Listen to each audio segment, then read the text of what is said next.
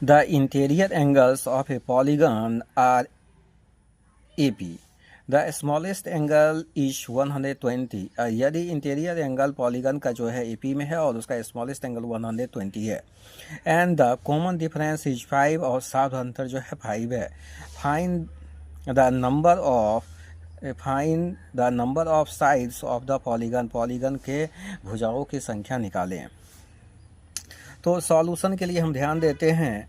तो यहाँ पर let the number of sides of the polygon equal to n in geometry में sum of all interior angles equal to formula होता है 2n-4 और bracket के बाद जो है घेर कर 9 मल्टीप्लाई 90 डिग्री. इक्वेशन 1. अब अकॉर्डिंग टू क्वेश्चन जो है smallest angle of the polygon ए जो है 120 है, कॉमन डिफरेंस डी 5 है.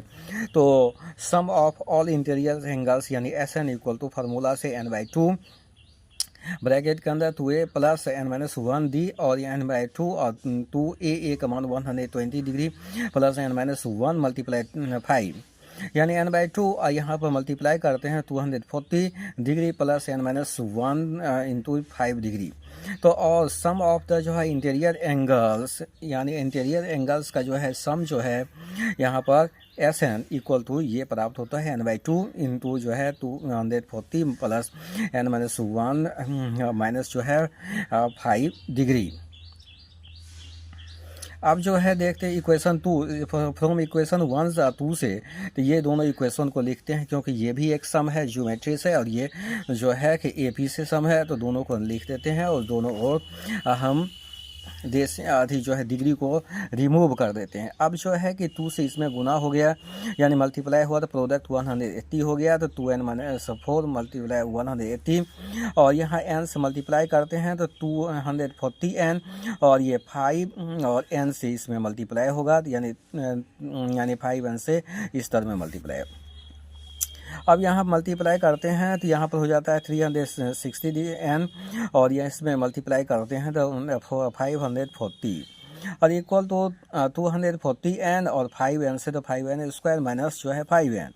अब जो है 360n माइनस 540 और यहाँ पर जो है कि इस टर्म को इसमें सब्सट्रैक्ट करने 235n प्राप्त होता है प्लस 5n स्क्वायर और 360n इक्वल माइनस जो है 540 और इस टर्म को राइट हैंड टर्म को जो है लेफ्ट में ले जाते हैं तो साइन चेंजिंग होता है minus 235n minus 5n square equal 0.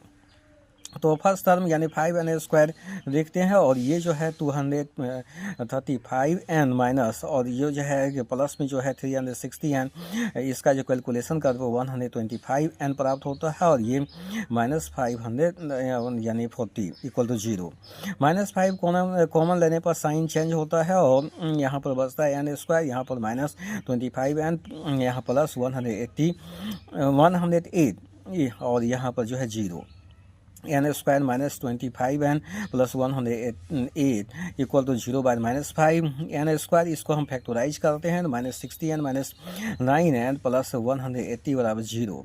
तो यहाँ पर n कॉमन लेने पर n-16 माइनस जो है कि n लेने पर यहाँ पर n-16 होता है 0. तो n-16 कॉमन लेने पर n-9 बचता है और यहाँ पर 0 यानी ये फैक्टराइज हो जाता है. तो n का मान जो है फर्स्ट टर्म से 16 और दूसरे से 9 प्राप्त होता है. केस 1 के लिए चलते हैं.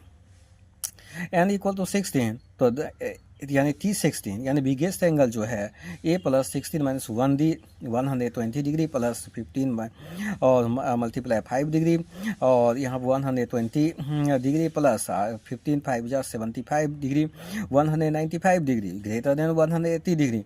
इम्पॉसिबल 180 यानी डिग्री से ज़्यादा पॉलीगन का यानी इंटीरियर एंगल नहीं हो सकता है.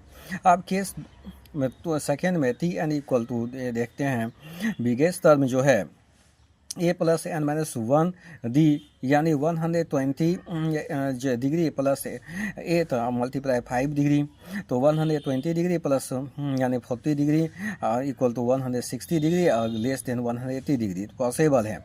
अर्थात n का मान जो है 9 इज करेक्ट आंसर है. Thanks for watch regularly.